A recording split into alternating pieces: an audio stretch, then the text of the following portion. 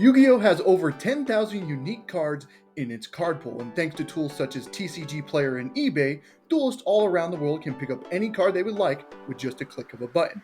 But what if those tools didn't exist? What if the only way you can attain new cards was by opening packs? Starting off with 3 Fire King structure decks and a budget of $50 a week, I must build a competitive Yu-Gi-Oh deck by only using sealed product. No buying, no trading for cards, all leading up to doing Yu-Gi-Oh's biggest challenge, topping a YCS. This is the Fire King sealed only Yu-Gi-Oh. Ladies and gentlemen, I took a huge risk. So we really need Fire King ULCANIX. It's a very good card for us. It's not only a level 4, if we're going more for the ring 4 route that we're trying to go for, it's a level 4 that we can special summon to the field, which is really good. It can search Kieran. We don't have to play the Brick and Barong. It's an extent. It's overall just a really good card. It's a starter for the deck. It's really good. It can help us get Promethean Princess off the field once we're like Tri-Brigade locked and stuff like that. It's a card we desperately need. But it's a secret, so it's super hard to pull. So I took a huge risk today. So I got ourselves 22 packs of Rage of the Abyss, but they're not from the same box. They are from 3 different sellers. I got 10 packs from one seller, 10 packs from a different seller, and then 2 more packs as well from a different seller as well. Meaning this was like, I think $50.35. I'll show it right now on screen for you to look at. But the total ended up being $50.35. I went 35 cents over again. I don't think that's pretty much fine. That's pretty much within our $50 budget. But again, huge risk I am taking. But I think this is the best chance we're going to have to try to pull ULCANIX, because again, we cannot afford to buy a box within our budget. So this is the best chance we have to open ULCANIX. Obviously, we can also pull Deception as well, which is really cool. If we end up pulling that, we can play like the Wanted package in our stuff as well. So time to open 22 packs of Rage of the Abyss. Alrighty, we're going to start off with the 2 random packs that we got from the one seller. We're going to start off with this, and then we'll get to the 10 packs later on. So let's start off with the 2 packs. Hopefully, we can open ULCANIX. ULCANIX is really the chase card we're going for. Deception isn't terrible either. If we can pull a Deception, that would be cool, but let's see what we can pull, shall we? Okay, Armor. Again, these are the commons. We have a lot of these commons. Nothing we really need out of the common slot. I think it's the next card up here. Final Bringer of End Times. This is our second one of this card now, so that's cool, but no, again, nothing really do. I think I actually even cut the one of it as well. So, as you can clearly see with that cut of silence that just happened, clearly something just went wrong, and yes, my mic decided to just die out of nowhere and then just stop recording my voice for the rest of the opening, which is very unfortunate because this opening is kind of insane. So unfortunately, you're going to have me kind of just commentate over the opening. Unfortunately, I do apologize about it. I honestly don't know what the fuck happened to my mic, and I don't have any backup, unfortunately. So you're going to have to just have post like commentary and stuff like that, unfortunately. I do apologize in advance. We're going to be watching this at 1.5 speed just because obviously I already know what happens. Unfortunately, I still want to show the opening like kind of unedited and stuff like that, because again, like I just said, it was a very crazy opening. So let's actually watch the footage, shall we? Again, I don't know what the hell happened to my mic here, but again, so we're just opening up the packs. Obviously, we're looking for ULCANIX, and obviously Deception isn't terrible either. So we're again watching this at 1.5 speed just because obviously I already know what happened. So we pulled another silver out of the second pack from the 2 packs from that one seller we got. So nothing we can really do with that because we already have the silver already. We really just need Deception or even like a Murcielago we're still missing as well. That would be cool to pull, but again, really the only thing we're missing now is the ULCANIX that we really desperately need. And then we've got our second Final Bringer of End Times out of those 2 packs, so it's not terrible, but nothing we really do. So now we're going to one of the 10 packs here. Again, I do apologize. Again, I don't know what the hell happened. So we pulled an Ultra here, Azamina Regina. Not the correct one. We need Murcielago if we end up going for the Azamina package. This isn't terrible, but Murcielago ends up just being better because it can search for a simple spoil card. Just the wrong Ultra Rare. We don't need this one. We needed the other one. But we need Deception if we're ever going to even consider playing the Azamina package. So that's not a consideration unless we pull Deception here. So we get to the next pack here. We just pull another Metal Illusion. Unfortunately, nothing we really do with that. I think that's like my fourth or fifth one of the series now. We've opened quite a lot of the set in the series. Actually, kind of wild and insane. We pull a secret rare, which is very, very fucking insane that we pulled a secret, but not the right secret. Yugioh Charm, probably the worst secret in the entire set, to be honest with you. This secret does straight up nothing. Even Yugioh doesn't even play this card. That's how bad this card is. So, not the secret we needed, unfortunately. The fact that we pulled a secret was kind of wild. Next card here is just an Azamina de Botos. Nothing we can really do unless we pull the Deception, obviously. But Yugioh Charm obviously was a terrible secret for us. I kind of speed up here just because, again, we have a Cursed Fire King Doomburst, which is technically actually searchable because it is a Fire King card, but obviously we're not going to be playing that because that card's fucking terrible, so we're never going to be doing that. Again, I'm going a little bit faster now just because, again, we're obviously just kind of looking for the hollows now. God and Biker Grand, whatever, nothing we can really do with that. Going to the next pack here. Again, I do apologize about this. I don't know why my mic cut out. I think it just randomly died out of nowhere, unfortunately. Another Fiendsmith Agma. We pulled one last week for our prize packs, but nothing we can really do with it. Unless we somehow get Engraver, but I don't think we're ever opening up Infinite Forbidden, so not something we have to worry about. And then just another super rare here, just a random fusion that we can't use, unfortunately. Again, hopefully this will not happen for the YCS. I'm going to make sure the mic is charged and everything. I don't know why it died. Again, I do apologize in advance. I really do.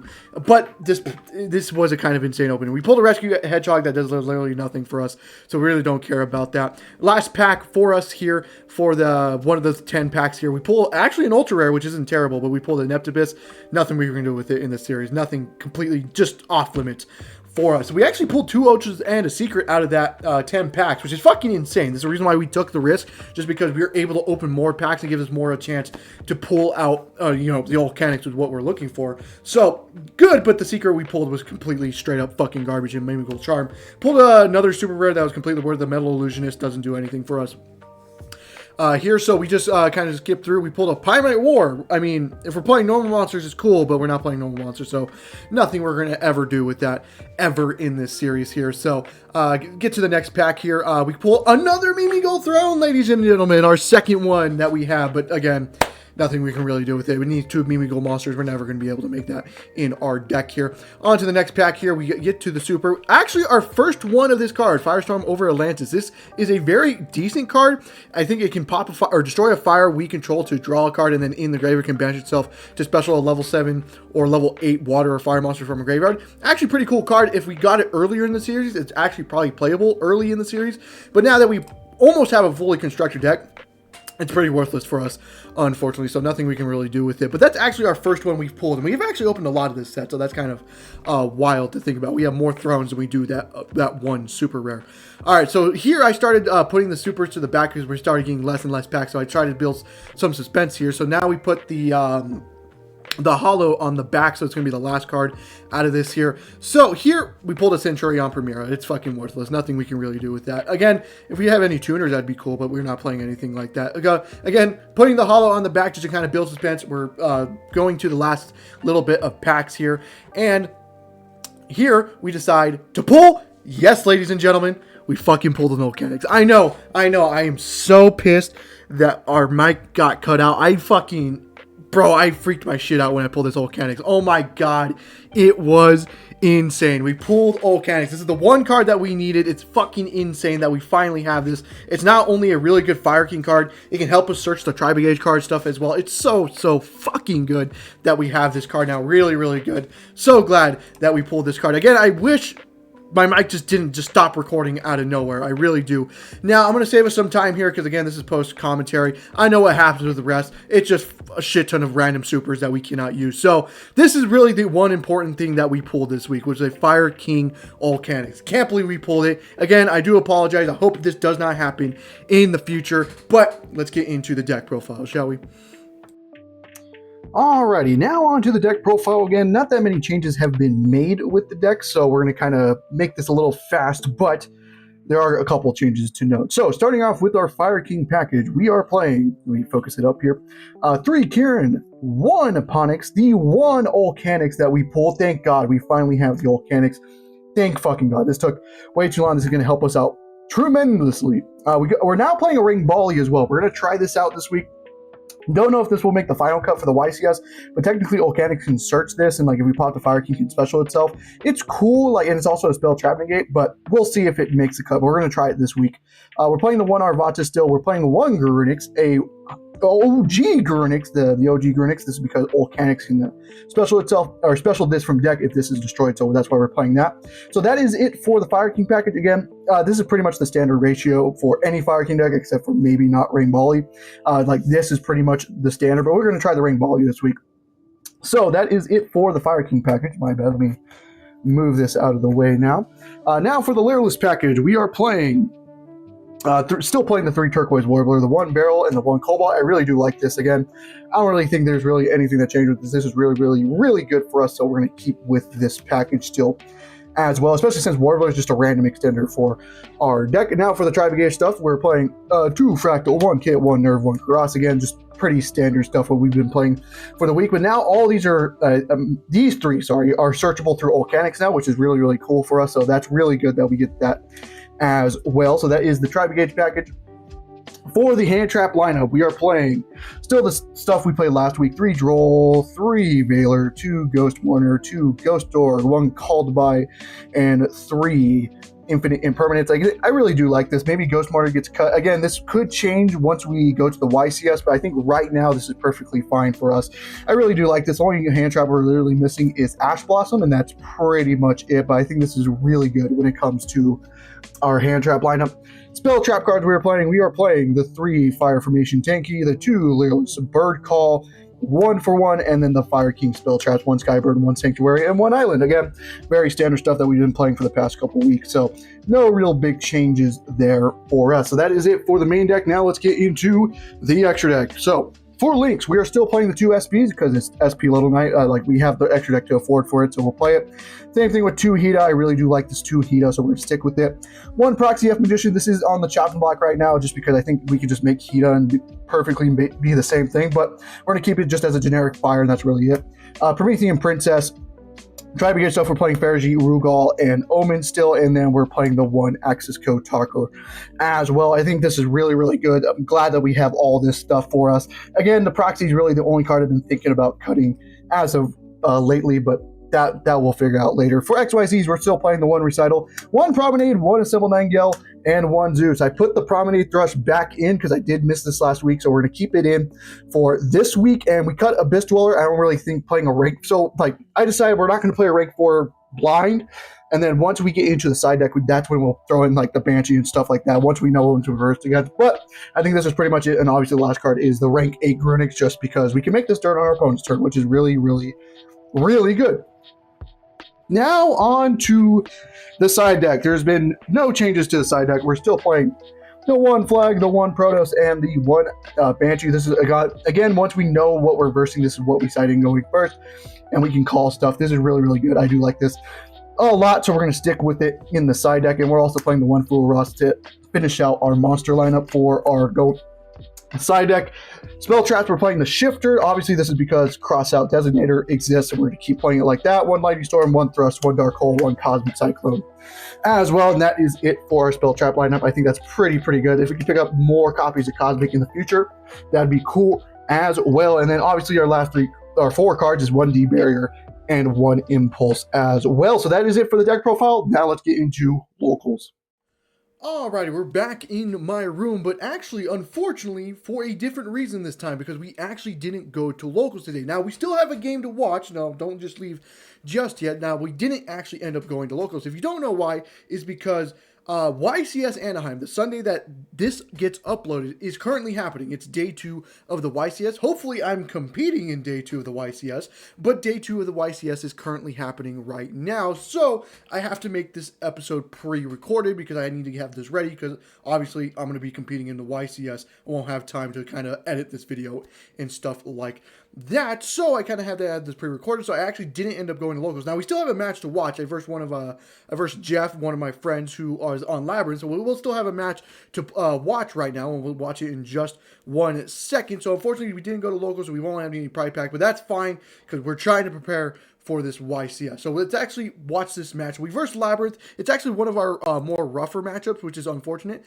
but some good things that we still need to watch and learn. So we actually ended up winning the die roll and chose to go first here. So we'll start off with a special summon Warbler. No effect. We'll go just activate Fire King Island. Island effect, destroying the big chicken. I'm going to hate this card. The big chicken is just a massive brick for us, but we have to play it because ULCANIX needs it for the extension play. So that's going to really suck. So we search for Garunix, and then we go Garunix effect to special, Garunix effect to pop. We just pop Kit, go Kit effect, dump Nerval effect. We'll go ahead and just search for Fractal. And then we'll go ahead and just normal summon Fractal here, but on the normal summon Fractal, we go Butler effect to set Daruma Cannon, which is fucking insane. He goes Daruma Cannon to Book of Moon the entire field, which is unfortunate. Nothing we can really do to that. We'll just set one. We'll pass on that. In the end phase, he goes Clue Clock effect, then goes Shandy pitching Backjack. That's like the best hand Labyrinth can ever draw. That was such a fucking wild hand. He sets Big Welcome off of this. He goes what's the guy? Clue Clock, Chainlink 1, and then Backjack, Chainlink 2 here. So he mills 3. Now, he kind of missed the chain here. He goes Backjack effect to set the Ice Dragon's Prism off his 3, but Clue Clock should be on the effect field first.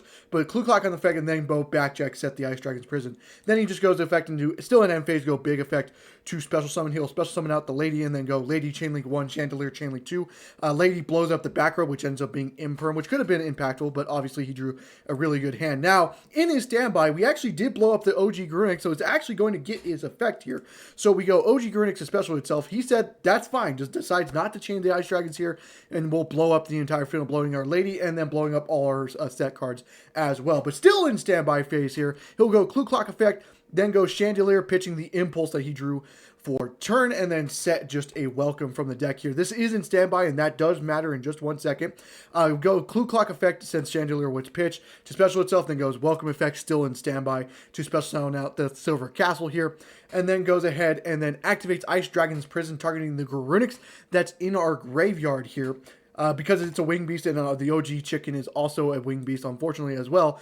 We'll target those off the Ice Dragons and then just change the Silver Castle to set another card. He just sets a big Welcome from the deck here and then banishes our guys. And unfortunately, that's pretty much the end of the game. A little bit more does happen, but that little sequence there pretty much just ends the game for us. Nothing we can really do about that. He drew like the perfect 5 cards that just stops us, unfortunately. So, unfortunately, we do just lose game 1 here. Now going on to game 2 here, we'll go ahead and, obviously we chose to go first. We'll go ahead and activate Tanky, searching for Fractal, then going Fractal effect to go ahead and pitch Kit. Kit effect, dump Nerval effect, just add Fractals, because you'll see why in just 1 second. We go normal summon Fractal, we go Fractal effect, banishing Nerval and Kit initially. But I go back on it, I banish the Fractal instead and keep the Nerval in graveyard here. We'll link off the Fergie and the Fractal to go ahead and make Hida. Now, you might be thinking, you're playing this a little bit weird. Well, there's a reason why we're playing this a little bit weird, because we hard drew Protoss, so we have to keep the attributes in graveyard to make sure we have our Protoss live. We go Protoss effect, Call Dark to make sure he can't summon anything for that. So we go Protoss, Call Dark, set 1, we'll pass to that. In the end phase here, we'll attempt to do Chandelier effect. We actually chain Called By. We held the Called By just in case something like that happened, so Chandelier doesn't go through. Pass to him, he'll just set 3. Pass back to us. We'll draw in the once we get in the main phase, we'll just go Protoss, Call Dark to make sure he doesn't special summon. He says that's fine. We'll go Flag effect. Yep, also drew Flag. That was such a good draw. We don't want, like, we want to see him, but we don't want to see like both of them in our starting hand, because we unfortunately didn't draw any of the Fire King stuff, which is kind of a struggle right now. So we go Flag, link into a Promethean Princess here, and then we go Promethean Princess to bring back the Hida that we linked off into here. We'll go into battle phase to attack, do a lot of damage, but not enough for lethal, unfortunately. Again, we don't have our access to the Fire King engine, which is super unfortunate. So we just have to pass to him. We do pass to him. He draws return. In his turn, he goes Trap Trick to go ahead and set Daruma, banish Daruma, and then set Daruma. He will just go ahead and then set a card and then just pass it back to us. We go in our draw phase. He goes, okay, I'll go Terror, get rid of the Protoss, and set the Flag just to make sure he can at least summon something. We'll just link off the Promethean and Hida in the main phase into another Hida. Now, I do think this is a mid play. I think I should have just kept the Promethean and Hida on field, because Hida is kind of the way we threaten to like get into the Fire King stuff, because if we have the Fire King stuff, we can win the game. We just don't have our Fire King stuff, unfortunately.